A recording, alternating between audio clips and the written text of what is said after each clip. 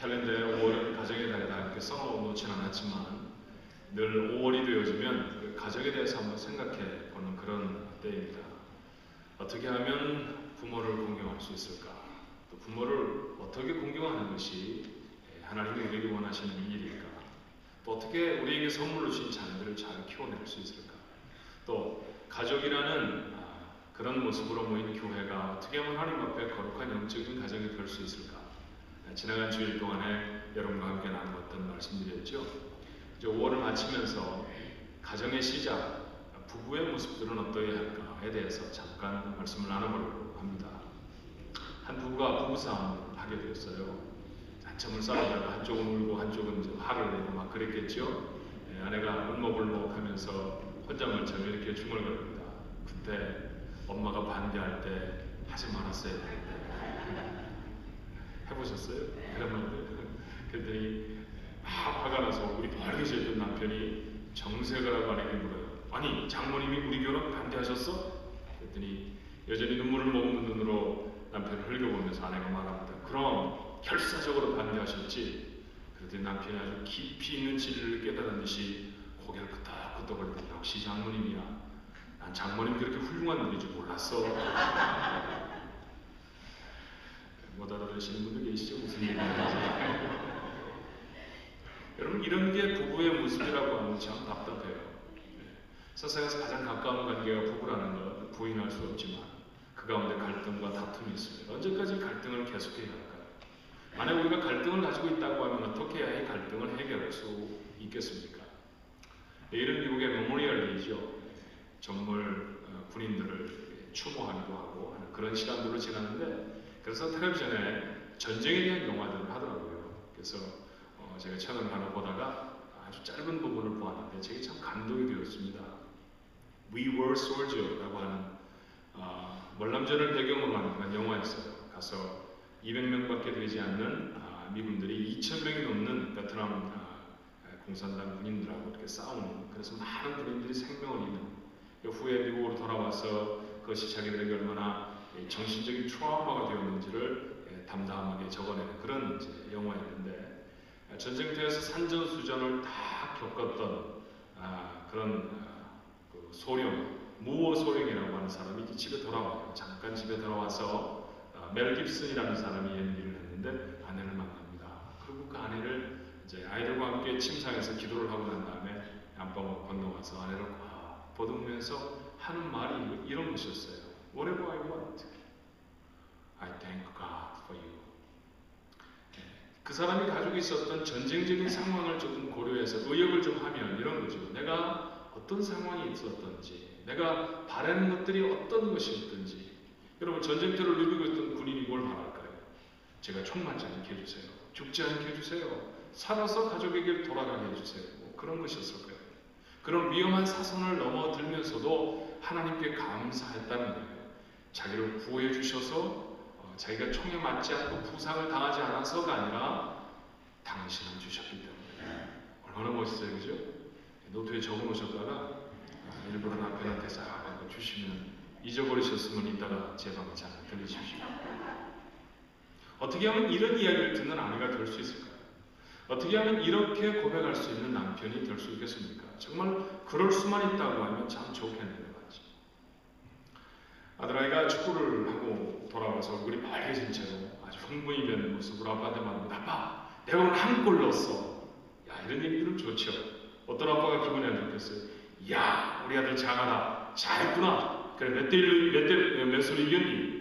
그랬더니 아들이 이 얘기를 합니다. 단박에 풀이 죽었어요. 1대0으로 졌어.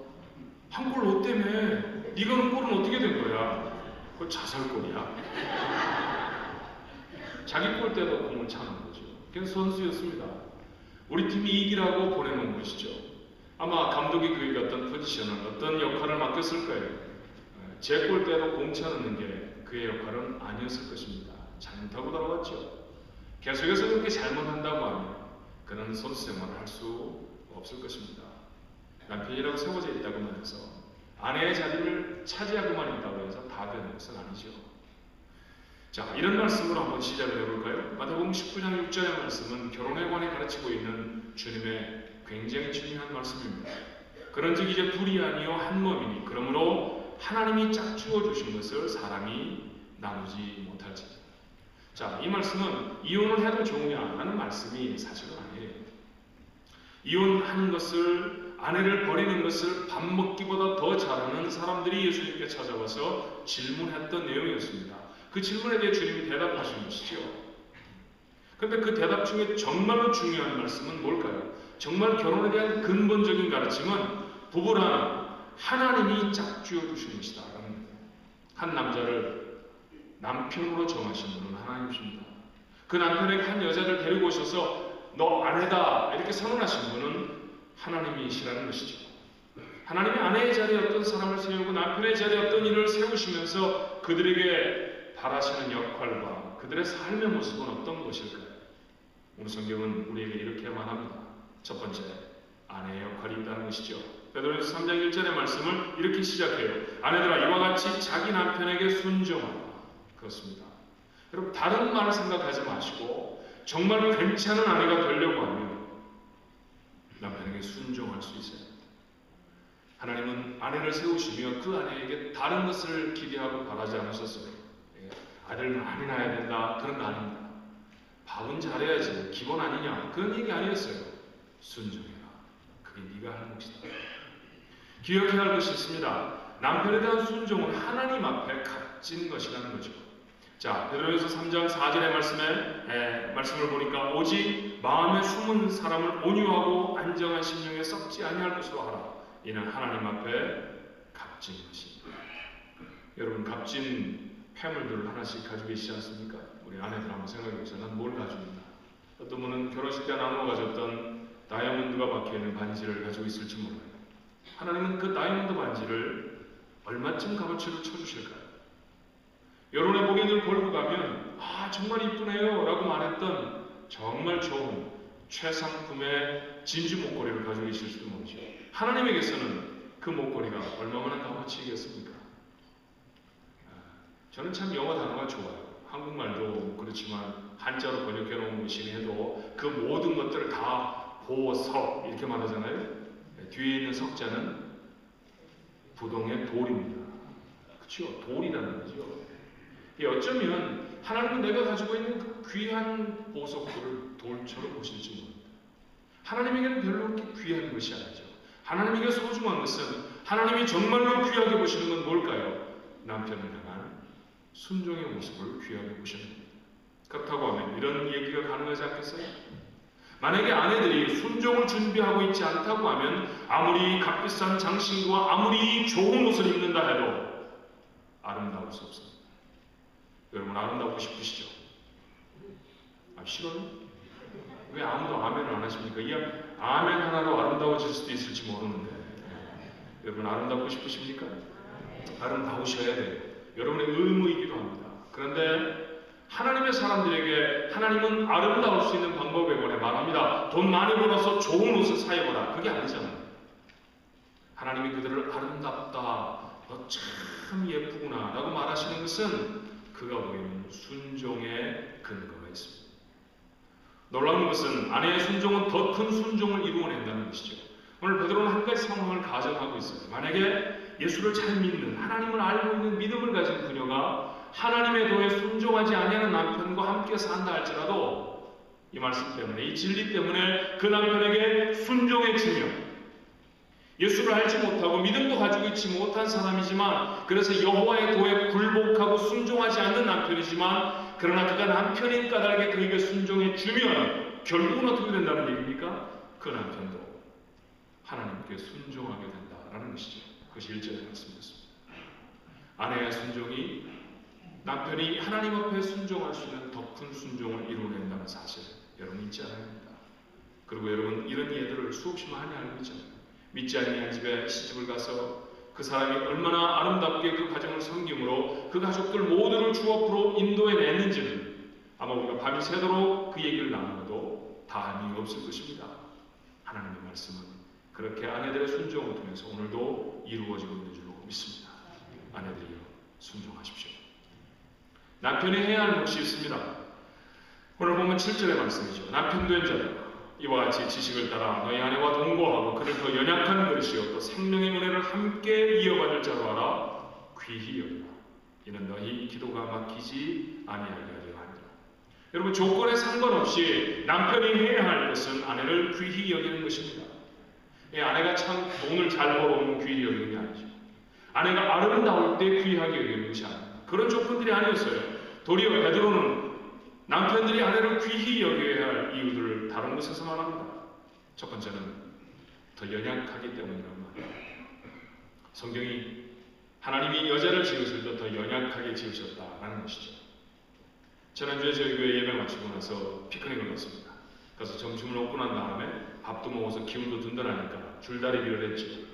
어떻게 편을 그렇게 나누는지 몰라요. 제 의도는 아니었는데 남자와 여자가 나누어져서 줄다리기를 했습니다. 그리고 결과는 여자가 이겼어요. 제가 이 설교를 준비하면서 이 얘기를 해야 되나 그런 생각을 했습니다. 이거 우리 교회는 안 맞는 것 같아요.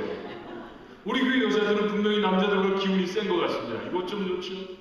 더 연약한 자라고 했는데요. 그러고 보니까 사실은 그래요. 여자가 남자보다 더 똑똑할 수 있습니다. 그렇죠? 능력이 더 있을 수도 있죠.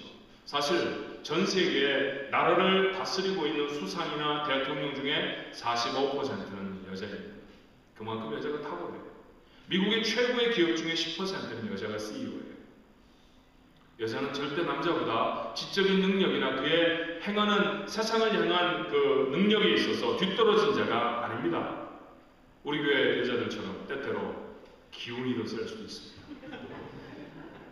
그러나 여러분, 어떤 조건에도 불구하고 하나님은 남편들에게 명령하세요. 아내는 너보다 더 연약하다. 연약한 걸 어떻게 하는 겁니까?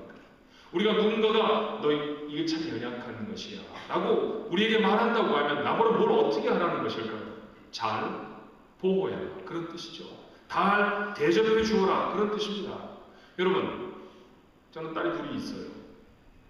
제 아이들하고 좋은 관계를 갖고 제가 딸아이들을 이뻐하고 하면 그 모습을 보는 우리 교인들이 종종 그렇게 얘기합니다. 아이고 목사님, 그렇게 아이들 이뻐하다가 시집가면 어떻게 하실 거예요? 어떻게 해요? 당연한 거 하나는 울어야죠. 저는 분명히 확신합니다. 저는 제 딸이 시집가는 날 울 겁니다. 왜 우냐고 묻지 마세요. 제가 지금도 그걸 확신하는 것은 남의 집 딸이 시집가는데도 눈물이 나는데 저희 집 딸이 시집갈 때는 얼마나 눈물이 나겠어요. 자, 그래서 머릿속으로 그려봐요. 웨딩 마치를 이제 밟고 아이들이 이제 앞에 서 있죠. 자, 그러면 그 아이를 이제 붙들고 제가 신랑감한테 데려다 줘야 되는 거 아닙니까? 손을 붙잡고 갑니다. 그 자리에서 눈물을 참아야겠죠. 그리고 신랑감이라고 하는 그 아이에게 마음에 꼭 들 수는 분명히 없을 것 같지만 그 아이에게 제 딸아이의 손을 건네주면서 제가 바라는 바람이 뭘까요? 돈 잘 벌어야 되는 그런 걸까요? 그런 건 아닐 거예요. 그 아이에게 제 아이를, 제 딸아이를 넘겨주면서 제가 하고 싶은 말은 하나일 겁니다. 귀하게 여겨라. 그렇잖아요? 하나님이 사랑하는 한 딸을 남편된 우리들에게 인도하시면 우리의 손에 넘겨주시고 하나님이 우리에게 하시는 말씀은 뭘까요? 귀하게 여겨야 한다. 내가 너무 사랑한다. 내가 너무 소중히 여기는 딸이다. 네가 귀하게 여겨라. 다른 것이 아니었어요. 그렇습니다. 그러고 보니까 아내는 남편의 보호를 받을 때 가장 행복합니다. 어떤 아내들은 남편보다 돈을 더 많이 벌 수도 있죠. 어떤 아내들은 분명히 지적인 능력도 남편보다 뛰어날 수 있습니다. 그럼에도 불구하고 그들의 공통적인 얘기가 뭔지 아세요? 아무리 돈을 많이 벌고 세상에 나가서 아무리 커리어 워먼으로 대접을 받고 인정을 받을지라도 남편이 자신을 보호해줄 때가 가장 행복하다고 하는 것입니다. 남편의 입장에서도 크게 다르지 않습니다. 아내가 어떤 상황에서도 굴하지 않고 꿋꿋한 의지를 보이는 정말로 강한 아내처럼 보일 수 있죠. 그러나 그 아내를 내가 보호해 주었을 때 그때 정말로 기쁘지 않던가요? 하나님은 한 남자와 한 여자를 부부로 만드셔서 가정을 이루실 때 그들 속에 꼭 있기를 원하시는 것이 행복이었을 것입니다. 여러분, 그 행복을 얻기 위한 정말로 중요한 도구가 뭘까요? 아내를 보호하는 것이고 아내는 보호를 받는 것입니다. 그것에 행복이 있는 줄로 믿습니다. 그러므로 오늘 남편들이 기억해야 해요. 아내가 연약한 존재라는 것을 잊어버리는 것은 내가 그 아내를 행복하게 해주지도 않겠다라는 것이고요. 더 나아가서 나도 절대 행복해지지 않겠다라는 선언에 다름이 아닙니다. 여러분의 아내들은 여러분보다 연약합니다. 여러분이 귀히 여겨야 할 자인 줄 믿습니다. 베드로가 말하는 두 번째 조건은 뭘까요? 삶을 함께 나눌 자이기 때문입니다. 자, 남자들이 우리가 살아가면서 말이죠. 여러 가지 취미 생활이라는 걸 할 수 있어요. 우리 중에 사진 찍기를 좋아하는 분들이 계십니다. 사진 찍기를 좋아하는 사람에게 있어서 정말로 중요한 도구는 뭘까요? 카메라죠. 어디에 나가서 사진을 찍고 돌아와서 그분들이 카메라를 다루는 모습은 지극정성의 아주 지극정성입니다. 바닷가에서 사진을 찍었다고 하면 손길을 닦기 위해서 왁스가 먹여져 있는 종이로, 특별한 종이로 렌즈를 닦아내고요. 그 다음에 먼지들을 다 또 이 풍선 같은 게 달려있는 걸 불어서 다 없앱니다.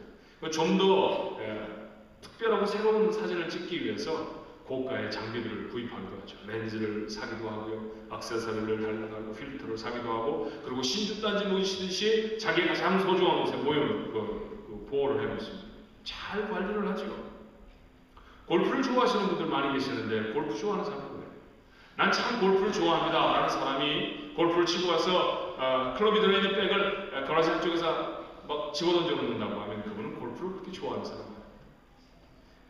가방을 열고 오늘 사용했던 클럽들을 다 닦아놓고, 그리고 내 각도를 다시 수정해놓고, 요즘은 또 드라이버가 너무 좋아져서 안에 무슨 이 볼트를 잘 조절을 하면 무게중심이 바뀌기도 한다면서요. 그렇게 바꿔가면서 또 그걸 바꿔 나서 시험해 봐야 되니까 그거 들고 또 드라이버 레인지 가보죠. 시간도 들여야 하고요. 돈도 보통 드는 일이 아닙니다. 그래요. 여러분들에게 그것들이 소중하다는 걸 부인할 수 없죠. 그러나 아무리 카메라가 좋아도, 아무리 내 손에 꼭 맞는 골프클럽을 내가 가졌다 할지라도 그것과 함께 삶을 나누지 않지 않습니까?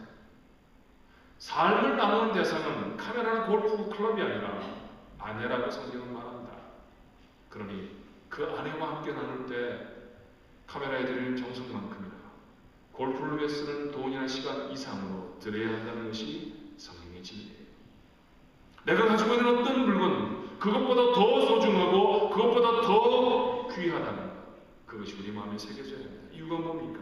삶을 함께 나눈 자이기 때문입니다. 그런데 여기에 무시무시한 경고의 말씀이 있어요. 만약에 내 아내를 귀히 여기지 않으면, 내 아내를 경하게 다루면 하나님이 기도를 듣지 않으시겠다라는 얘기입니다. 좀 함부로 우리가 표현해 볼까요? 네가 100번 기도해야 소용없다. 그런 뜻 아니에요? 여러분, 성경 속에 이것보다 더 큰 재앙의 말씀이 어디에 있습니까? 기도라는 것이 하나님과 우리와의 교제입니다. 우리는 하루가 멀다 하고 우리의 삶 속에 필요한 것들을 하나님 주십시오, 도와주세요 라고 요청하지 않습니까? 근데 아무리 요청하고 아무리 기도해도 하나님이 귀도닫고 들어주시지 않는다고 하면 그것은 정말로 저주받은 인생의 다름이 아닐 것입니다. 어떻게 그런 인생을 살아갈 수 있을까요? 하나님이 왜 우리의 기도에 응답하지 않으실까요? 왜 우리가 하나님과 교제할 수 없을까요? 오늘 성경은 말하지 않습니까? 그것은 내 아내에 대한 내 태도 때문이다 라고 말합니다. 내가 내 아내를 무시하면서 기도하면 하나님이 듣지 않으십니다. 하나님의 축복 내 것을 담을 수 없어요. 그것이 성경의 말씀이라는 사실을 기억해야 합니다. 아내를 귀히 여기는 것, 그만큼 하나님의 중요한 명령이라는 사실을 잊지 않게 되는 남편들 되시기를 주님의 이름으로 부탁합니다. 다 아신다는 표정이에요. 목사님 이거 다 모릅니까? 성경 읽고 열고 조금만 읽어보면 아내들 보러 다 순종하라고 하죠. 남편들 보러 다 사랑하고 또 귀히 여기라고 하죠. 다 압니다. 여러분 다 아는 줄 저도 압니다. 그런데 정말 큰 문제는 뭐예요? 이 아는 게 실천이 되지 않는다는 것이죠. 늘 실패를 거듭합니다. 한두 번 실패할 수 있죠. 그러나 밥 먹듯 실패하고 실패가 아예 우리에서 알게 되어져 볼 수는 없잖아요. 그렇게 해서는 복된 부부는커녕 아름다운 가정 절대로 이룰 수 없습니다. 어떻게 해야 할까요? 어떻게 해야 실패하지 않을까요? 어떻게 해야 순종할 수 있으며 어떻게 해야 귀히 여길 수 있을까요? 그래서 베드로는 이어서 이렇게 권면합니다. 8절로 9절의 말씀에 마지막으로 말하노니 너희가 다 마음을 같이하여 동정하며 형제를 사랑하며 불쌍히 여기며 겸손하며 악을 악으로 욕을 욕으로 갚지 말고 도리어 복을 빌라. 이를 위하여 너희가 부르심을 받았으니 이는 복을 이어받게 하려고 하십니다. 오늘 베드로는 우리에게 세 가지 지침을 줍니다. 여러분 이 지침을 마음에 새기세요. 이것들이 실천되지 않으면 절대로 아내를 귀히 여길 수 없습니다. 남편에게 명령에 순종할 수 없어요. 첫 번째 지침은 뭡니까? 불쌍히 여기는 것입니다. 나는 어쩌면 이것이 가장 중요할지도 모른다라는 생각이 들었어요. 서로를 불쌍하게 여기기만 하면 순종도 귀히 여기는 것도 다 가능하지 않겠습니까? 2009년 12월 29일에 캘리포니아가 배출한 연방 하원 의원 중에 한 사람인 조지 라다노비치라는 사람은 자기가 다음번 선거에 나오지 않겠다고 선언한, 저는 다음번 선거에 나오지 않겠습니다. 그리고 그 이유를 이렇게 말해요. 제 아내가 난소암에 걸렸습니다. 이제 저는 아내 곁에 서서 그를 지켜내는 전쟁에서 승리하기 위해 의회를 떠나려 합니다. 미국이라는 나라의 국회의원이라는 자리가 얼마나 대단한 권력의 자리일까요?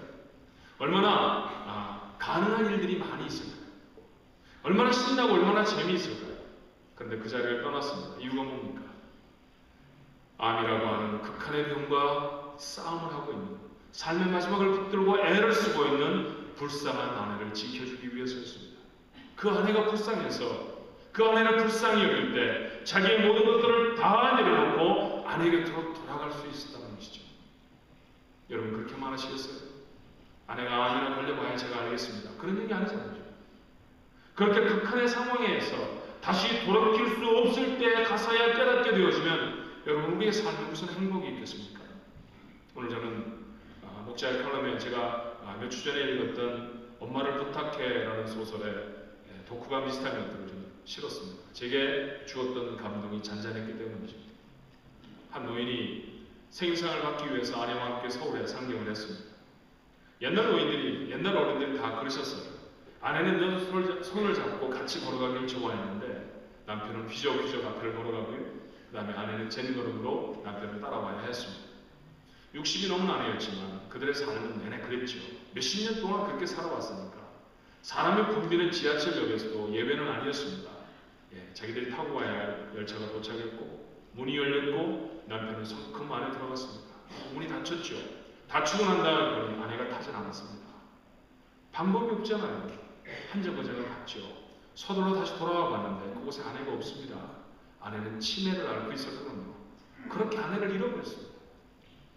아내를 잃어버리고 난 다음에서야 자기에게 아내가 있었다는 사실을 알게 되어줘요. 얼마나 답답한 일입니까? 그 아내가 자기에게 얼마나 필요한 사람이었는지, 그 아내를 자기가 얼마나 귀하게 여겨야 했어야 했는지 그때에서야 비로소 깨닫게 되어집니다. 여러분 이런 걸 보고 미국에서는 뭐라고 말할까요? Too late.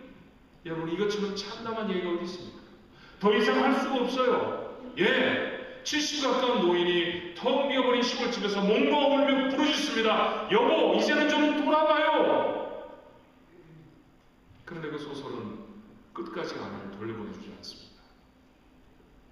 그때까지 기다리시겠습니까? 나와 함께 했을 때 험악하고 고단한 삶을 함께 해준 아내가 남편이 불쌍해지면 안 될까요? 그러면 그에게 순종할 수 있지 않겠습니까? 그러면 그를 귀히 여길 수 있지 않을까요?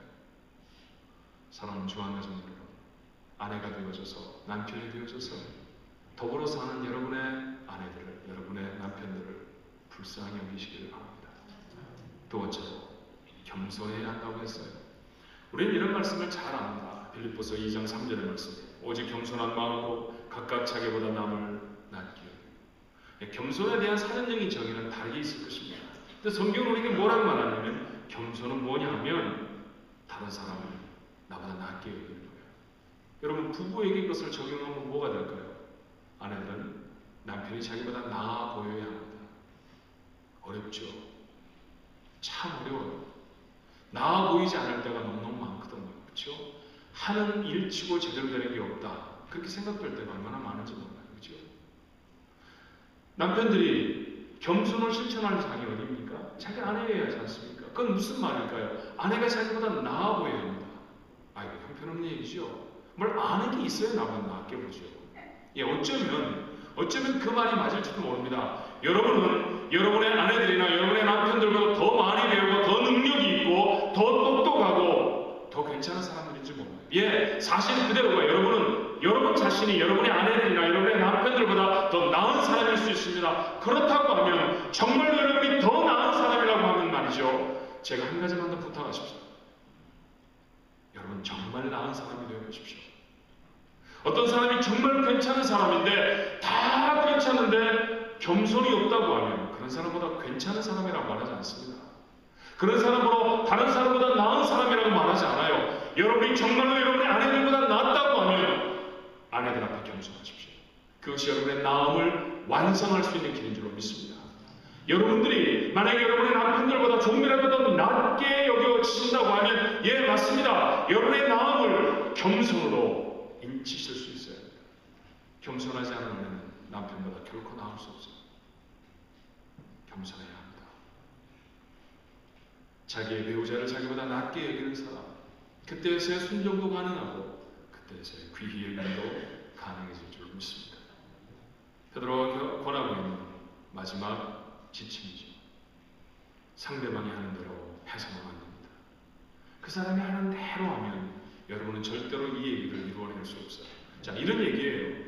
다른 사람이 가깝게 말하면 내 아내가, 내 남편이 나에게 잘못했으니까 나도 잘못해야지. 그러지 말자는 얘기입니다. 내 아내가 내가 순종하지 않으니까 나도 귀히 여길 수 없어. 내 남편이 나를 귀히 여기지 않으니까 나 죽어도 순종 안 할 거야. 오늘 하나님의 말씀을 읽은 사람은 그렇게 하지 말아야 합니다.